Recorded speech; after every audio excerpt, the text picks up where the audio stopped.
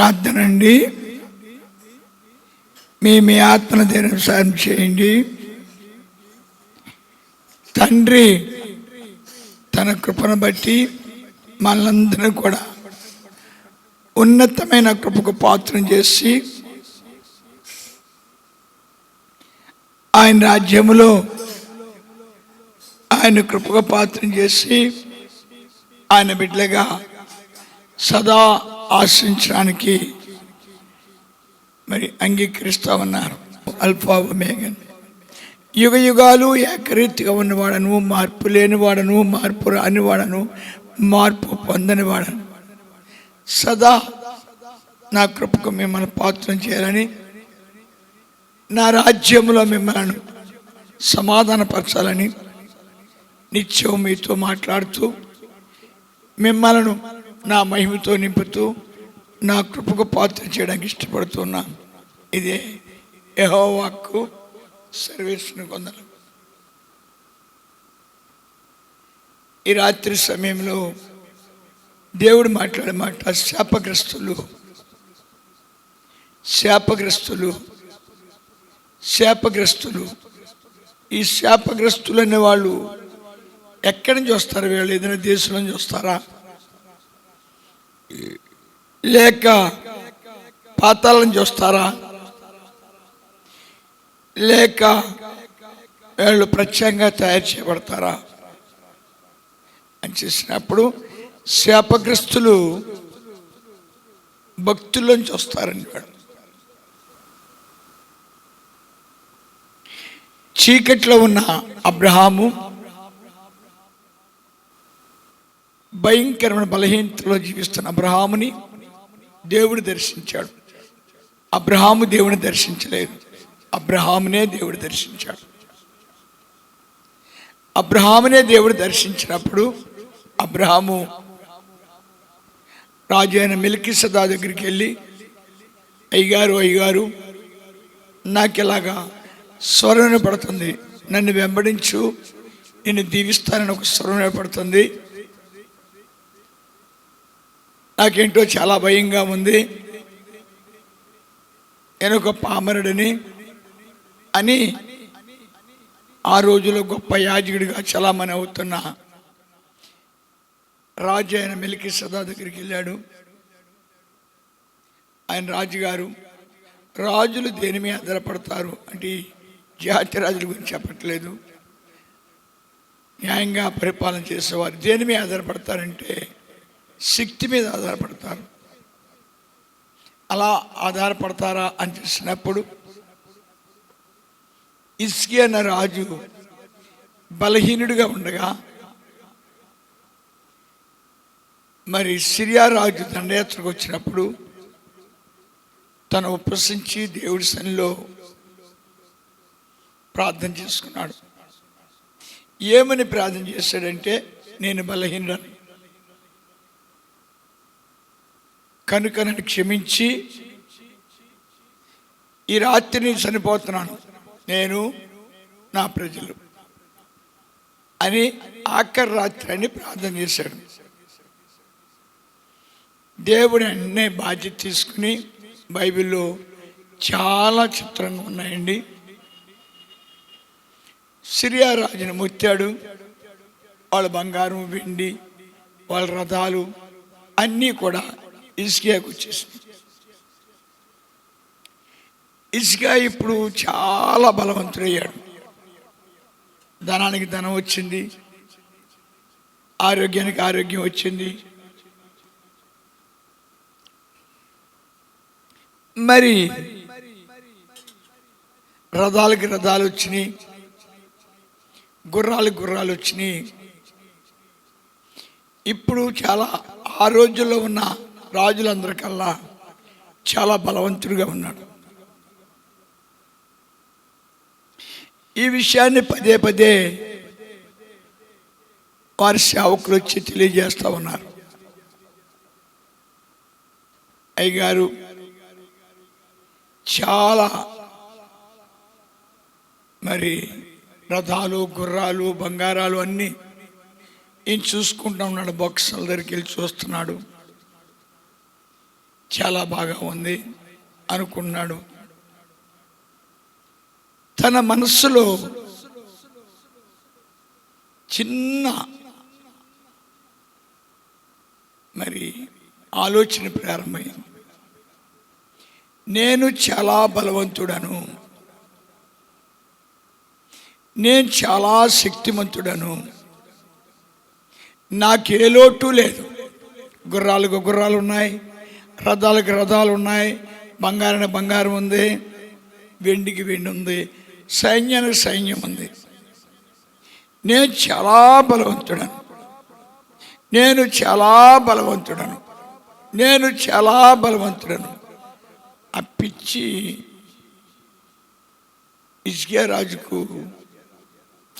అంత గొప్ప భక్తుడు అంతరాత్మల తడుగుతాడనే జ్ఞానము కోల్పోయాడు.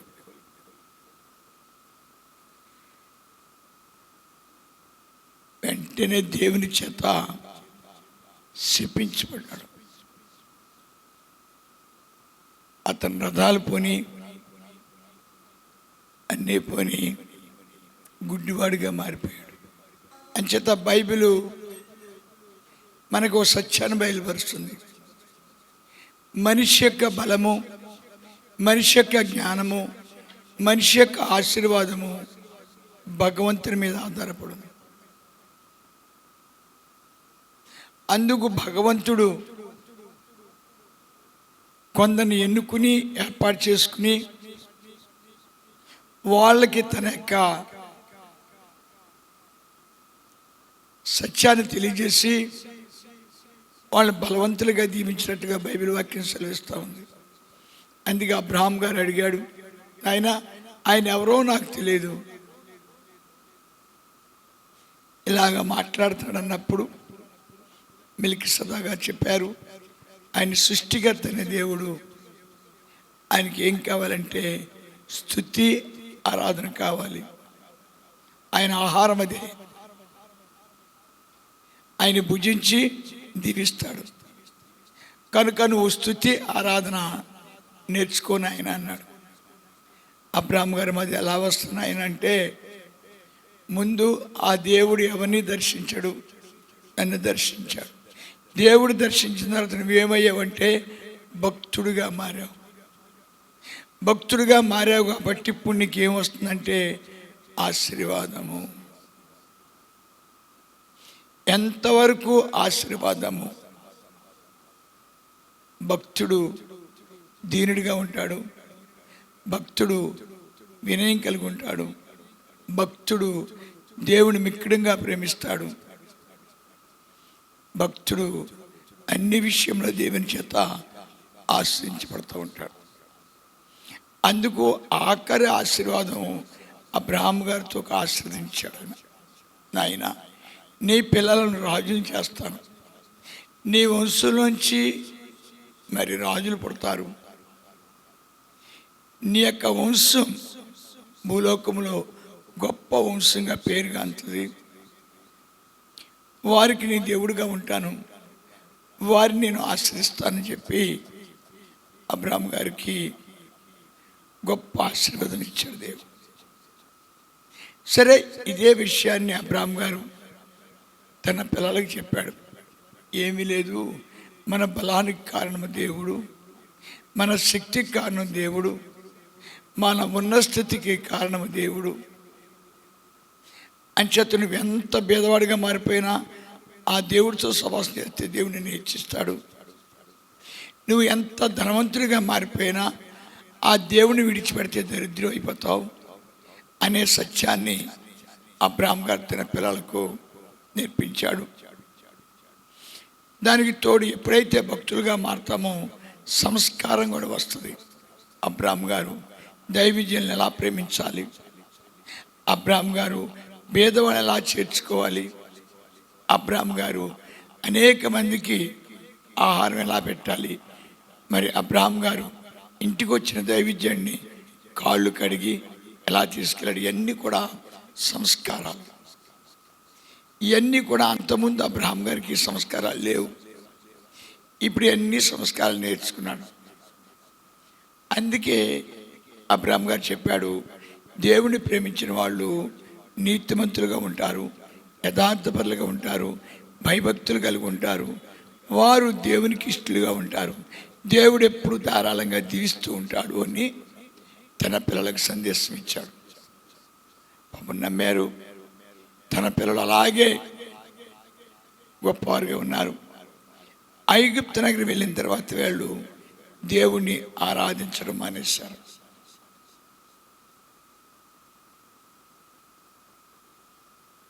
దేవుని స్తుతించడం మానేశారు.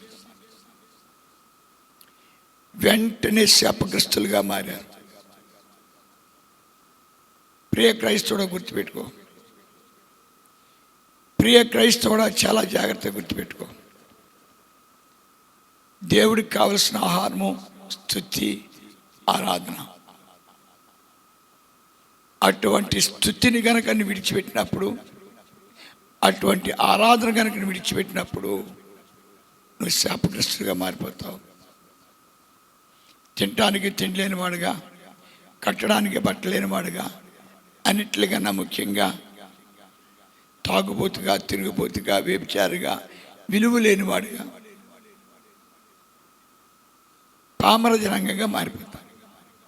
అందుకే ఐగుప్తు రాజు అన్నాడు పదే పదే, వాళ్ళకు దేవుడా, నేను ఎప్పుడు వినలేదే, నేను ఎప్పుడు చూడలేదే, అలా తాగడమే సరిపోద్ది, వాళ్ళు వ్యభిచరించడమే సరిపోద్ది, వాళ్ళకేంటి దేవుడు అని అడిగాడు విచిత్రంగా ఐగుప్తు రాజు.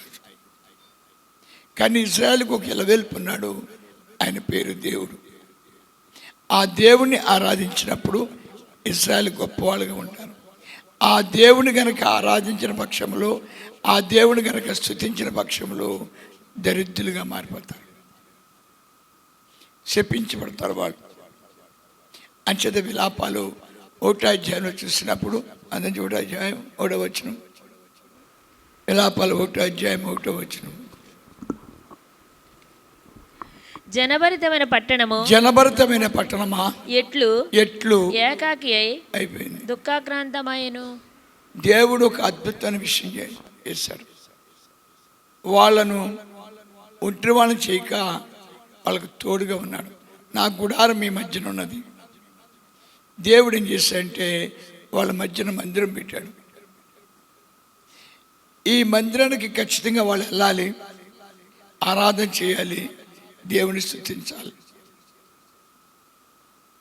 ఎప్పుడైతే వీళ్ళు దేవుడి బిడ్డలుగా ఉన్నారో, దేవుడికి ఒకటి ఇష్టము. నువ్వు దరిద్రంగా ఉంటుంది దేవుడికి ఇష్టం లేదు, నువ్వు రోగిగా ఉంటుంది దేవుడికి ఇష్టం లేదు, నీ పిల్లలు తాగుబోతులుగా ఉంటుంది దేవుడికి ఇష్టం లేదు, నీ పిల్లలు వ్యభిచారులుగా ఉంటుంది దేవుడికి ఇష్టం లేదు. అందుకే ఎప్పుడైతే నువ్వు దేవుణ్ణి ఆరాధించడం ప్రారంభిస్తావో, ఎప్పుడైతే దేవుని కనపరచడం ప్రారంభిస్తావో, కీర్తన గ్రంథం 112 అధ్యాయం కూడా స్తుతించుడి, యెహోవాను స్తుతించుడి, యెహోవాయందు భయభక్తులు గలవారు ఆయన ఆజ్ఞలను బట్టి అధికముగా ఆనందించువారు ధన్యుడు. వాని సంతతి వారు భూమి మీద బలవంతులవుదురు, యథార్థవంతుల వంశపు వారు దీవింపబడుదురు. కలిమి అంచేది ఇక్కడ ఇక ఇజ్రాయెల్కి లేక యూదులకు లేక అబ్రహాం సంతానానికి ఉన్న పట్టు ఏంటంటే దేవుని స్తుతి. దేవుని స్తుతించే వాళ్ళు ఆటోమేటిక్గా ధనవంతులైపోవడం. కీర్తన గ్రంథం 128 అధ్యాయం 1వ వచనం చూడు. యెహోవాయందు భయభక్తులు కలిగి ఆయన త్రోవలయందు నడుచు వారందరూ ధన్యులే. నిశ్చయముగా నీవు నీ చేతుల కష్టార్జితమును అనుభవించదవు. నీవు ధన్యుడవు. నీకు మేలు కలుగును. నీలోగిట నీ భార్య ఫలించు ద్రాక్షవలే ఉండును. నీ భోజనపు బల నీ చుట్టూ భోజన బల చుట్టూ నీ పిల్లలు నీ పిల్లలు ఒలీవ మొక్కల వలె ఉందురు. ఒలీవ మొక్కల వలె ఉందురు. యెహోవా యందు భయభక్తులు గలవాడు భయభక్తులు గలవారు ఇలాగూ ఇలాగును ఆశీర్వదించబడుదురు. సియోనులో నుండి యెహోవా నిన్ను ఆశీర్వదించును. ధారాళంగా దీవిస్తూ ఉంటాడు. ధనధాన్య సమృద్ధి, చక్కటి వంశం, చక్కటి మరి గృహాలు ఇవన్నీ కూడా దేవుని చేత మనకి ఇవ్వబడతాయి. ఎప్పుడంటే యెహోవా యందు భయభక్తులు కలిగి ఉన్నాం. ఇప్పుడు ఈ విలాపాల్లో దేవుడు అదే చేశాడు, వాళ్ళందరినీ ఆశీర్వదించాడు. వాళ్ళు ఆశీర్వాదం పొందకుండా ఏం చేశాడు, తన గుడారాన్ని వాళ్ళ మధ్యన పెట్టాడు. ఎప్పుడైతే వీళ్ళు ఆశీర్వదించబడిపోయారో, ఎప్పుడైతే వీళ్ళు ధనవంతులు అయిపోయారో, ఎప్పుడైతే గొప్పవాళ్ళు అయిపోయారో, ఇప్పుడు వాళ్ళ మందిరంలోకి వెళ్ళటం కానీ, ఇలా ఉపవాస ప్రార్థనలు చేయటం కానీ, లేక స్తుతి ప్రార్థన చేయటం కానీ మానేశారు. దానికి దేవుడు ఏమనలేదు. ఆయన శ్రీమంతుడు, ఆయన సర్వాధికారి. ఆయన ఏమన్నారు, ఎప్పుడు ఒకే రకంగా ఉన్నాడు, మార్పు లేనివాడు. అటువంటి దేవుడు ఏమని అంటే, వాళ్ళకి ఇంకా ఆశీర్వాదం అవసరం లేదు, వాళ్ళకి ఇంకా క్షేమం అవసరం లేదు, కాబట్టి మందిరానికి మూతేయండి, నేను చూసుకుంటా. మందిరం మూతేశాడు. ఇర్మియా అంత ముందు నుంచి ప్రవచనతో ఉన్నాడు. అయ్యా, మీరు గర్భంధులు అయ్యారట, మీరు దేవుని మీద తిరుగుబాటు చేస్తున్నారంట, మీరు ధనాన్ని నమ్ముతున్నారంట, అందుకు దేవునికి ఉగ్రత వస్తుంట. ఎప్పుడైతే ద్వారం మూసాడు, వీళ్ళు ఏమయ్యారో చూద్దామండి. 5వ వచనం చూడు. ఇలా 1వ అధ్యాయం 5వ వచనం. దాని విరోధులు అధికారులైరి. ఎప్పుడైతే బలం కోల్పోయారు, అప్పటిదాకా బలవంతులు. మధ్యాహ్నకాలం మా కుటుంబం గురించి చెప్పాను, బలవంతులమే. కానీ ఈ రోజున మేము అందరం బలహీనులు, జాంటి స్థలం కూడా లేని బలహీనులు. ఇవాళ మేము చచ్చిపోతే కప్పెట్టుకునే స్థలం లేదు మాకు, అంత బలహీనులు. అంచేది ఇక్కడ చూసినప్పుడు ఆశ్చర్యకరంగా అధికారులు, అప్పటిదాకా మనకు లోబడి ఉన్న వ్యక్తులు, అప్పటిదాకా మన మాటలు విన్న వ్యక్తులు, అప్పటిదాకా మనల్ని వెంబడించిన వ్యక్తులు, అప్పటిదాకా మనతో ఉన్న వ్యక్తులు ఇప్పుడు మన యజమానులుగా మారిపోయారు. అప్పుడు వీళ్ళు అంటారు, ఏమంటారంటే, ఒకప్పుడు మా దగ్గర పనిచేశారు, ఒకప్పుడు మా దగ్గర తిన్నారు, ఒకప్పుడు మా ఇంటికాడ ఇడ్లీ ముక్క కోసం ఏడిశారు, ఒకప్పుడు మా ఇంటికాడ ఓ చీర మొక్కమని అడిగారు. ఈ సోదులోకి వెళ్తారు. అది గుర్తుపెట్టుకోవాలి. మా దగ్గర తిన్నారు, మా దగ్గర తాగారు, మా దగ్గర ఎల్లబోసారు, ఇప్పుడైతే మమ్మల్ని అపహాస్యం చేస్తున్నారు అని సంగీతాలు పాడటం ప్రారంభిస్తారు. ఆ స్థితికి ఎందుకు దిగజారారు? ఇదిగో ముందర దేవుణ్ణి విడిచిపెట్టారు. అందుకే దానియేలు, అబేద్నెగో, షడ్రకు, మేషకులకు తెంపి చెప్పారు, అయ్యా, మా ప్రాణం కన్నా దేవుడు మిన్న.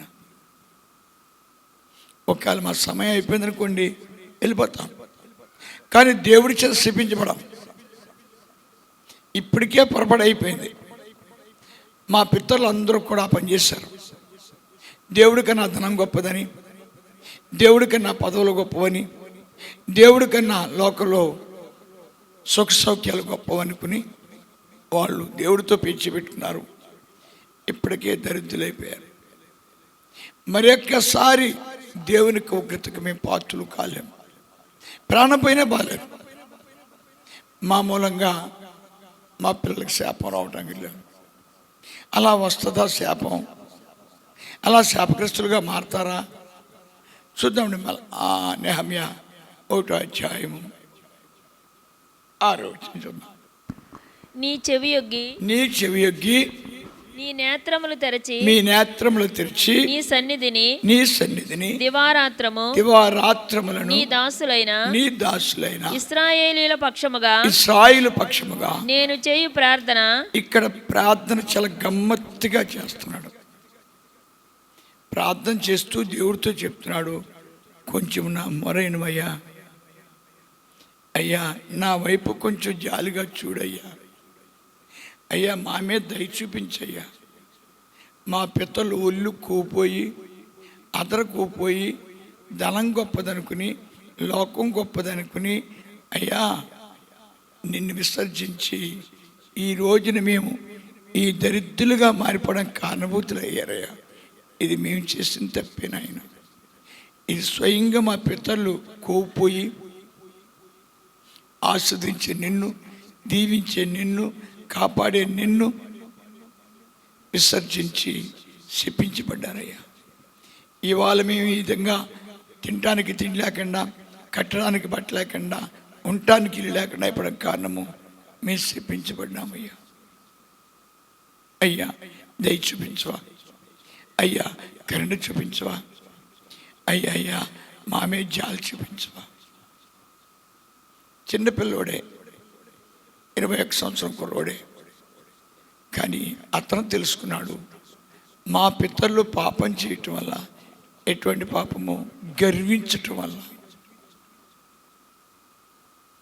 దేవుని స్తుతిని విడిచిపెట్టి, దేవుని ఆరాధించడం విడిచిపెట్టి, ధనం గొప్పదని, అధికారం గొప్పదని, కులం గొప్పదనుకుని మమ్మల్ని అందరినీ శాపగ్రస్తులుగా మార్చారు.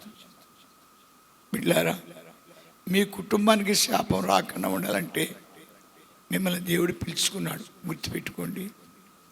ఎప్పుడైతే మీరు స్తుతి చేయటం ప్రారంభిస్తారో, ఎప్పుడైతే ఆరాధన చేయటం ప్రారంభిస్తారో, ఎప్పుడైతే భయభక్తులు కలిగి జీవించడం ప్రారంభిస్తారో ఆశీర్వాదం ప్రారంభం. అది మీ శక్తి కాదు, అది కేవలము దేవుని కృప.